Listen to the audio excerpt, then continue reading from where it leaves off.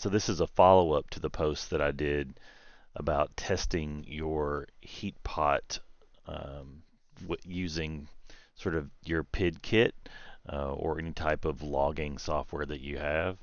This is actually a heat pot that I perceive has an issue. So I want to talk about what this graph means and what I see. And of course, I may miss something, so I'm looking forward to any of you guys with insights to share.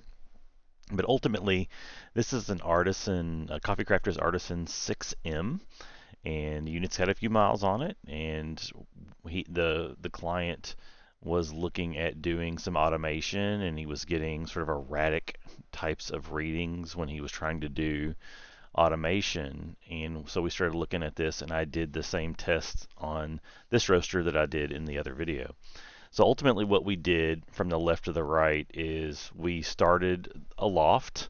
There were no beans in the hopper, and we, around every minute and a half, increased the loft pot by 10 or 1. So we went from 1 to 2 to 3 to 4.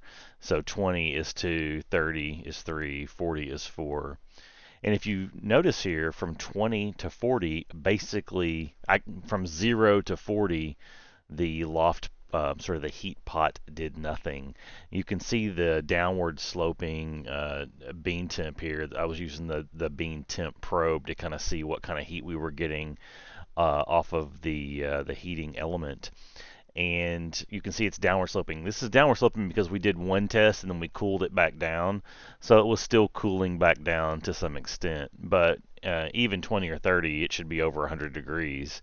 And so that loft, I'm sorry, the heat pot, I keep saying loft, the heat pot basically was dead to 40. It didn't do anything.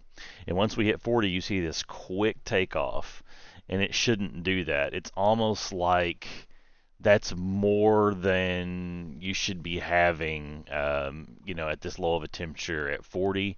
But okay, maybe that is normal for this roaster. And then you see it kind of go up and start to level off, and you see this kind of gap here at 50.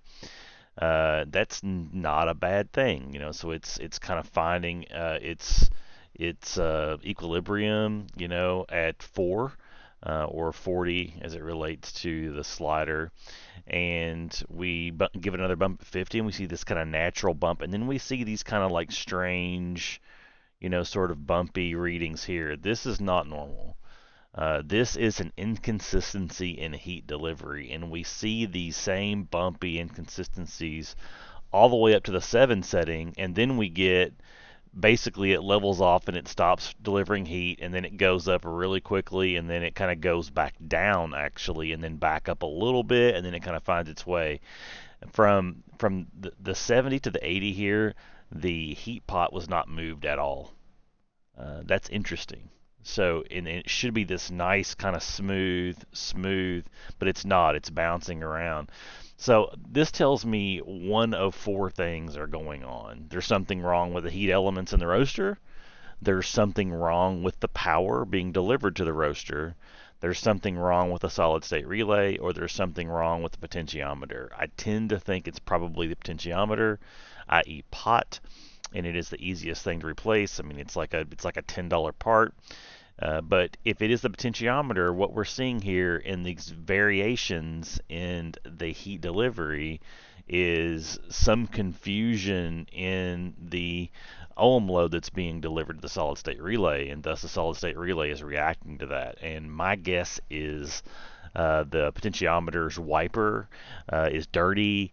It may be arcing, it may not be making good contact, and so the ohm loads are bouncing around, and thus the heat being delivered is changing somewhat. And I just kind of want you to show you guys that. So basically, we've got the pot is dead to like 40. It doesn't even do anything. And then we have too rapid of a temperature rise. I think that's too rapid of a rise. But maybe that may be normal, but I feel like that's a little bit too sharp. And then we have 50, 60, 70. We see all of these kind of like small changes. You can see it's kind of struggling. And then we see this strange hump here where the temperature goes back down.